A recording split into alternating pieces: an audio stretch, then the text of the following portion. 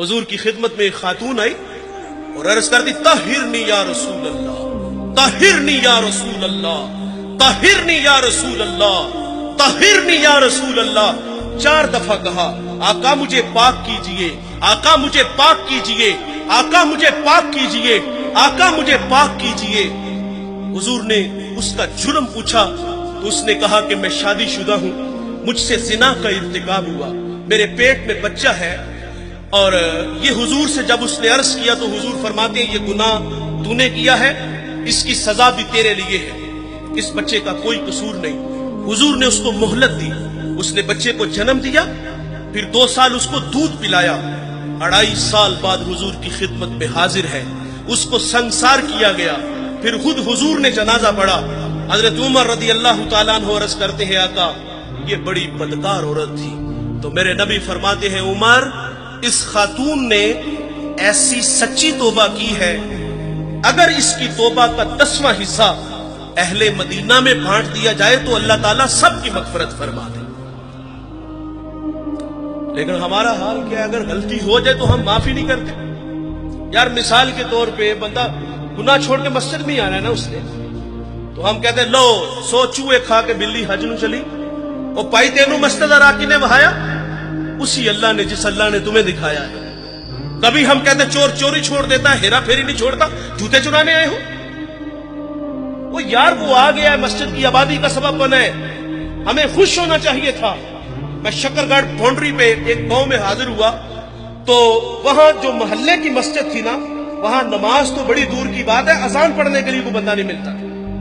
ये मस्जिदों की हालतें हैं। इकबाल जब उंदलस गया, करतबा मस्जिद जिसके 1400 सतून है, उसे उजड़ा देखा तो इकबाल वहां फूट फूट के रोया था कि रो रही है आज एक टूटी हुई मीना उसे, कल तलक जिस साकी के गर्दश में पैमाने रहे, खैर तू साकी सही मगर पिलाएगा किसे, अब न मैं कशबा की रहे न मैं खाने रहे।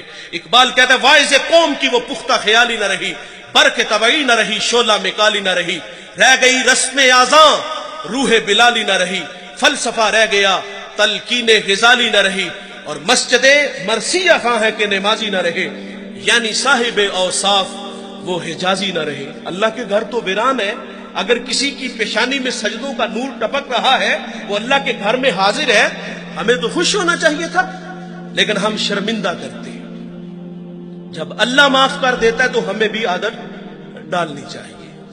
अल्लामा सैदी लिखते हैं, शारे मुस्लिम मुफस्सिर कुरान, एक बूढ़े का तस्करा करते, वो हर साल हज के लिए जाता था। एक दफा किसी नौजवान को उनके साथ जाने का इत्तेफाक हुआ, अल्लाह के घर में पहुंचे तो बूढ़े ने लब्बैक कहा, आतिफ से आवाज आई ला लब्बैक, कि बूढ़े तेरा कोई हज नहीं। जो साथ नौजवान था वो चौंक सा गया, उसने कहा बाबा जी आवाज नहीं सुनी? तो कहा बेटे ये आवाज मैं 70 साल से सुन रहा हूं। तो वो जवान कहता है कि बाबा जी आप फिर भी आते हो? अब कलेजा फटने लगा, रो के कहा कि बेटे बता, इस दर के अलावा कोई और दर है जहां जाके मैं दामन फैलाऊं? बस इतना कहना था कि रहमत खुदाबंदी जोश में आई। हातिफ से आवाज आती है कि जा बूढ़े, हमने तेरे 70 के 70 हज कबूल कर लिए। वो माफ करता है भाई, हमें भी आदर डालना चाहिए। किसी को फरमाया शर्मिंदा ना करो। नबी रहमत सल्लल्लाहु अलैहि वसल्लम की इक्तदा में सहाबा नमाज के लिए खड़े हैं, बिल्कुल जमात का टाइम था कि किसी की हवा खारिज हो गई।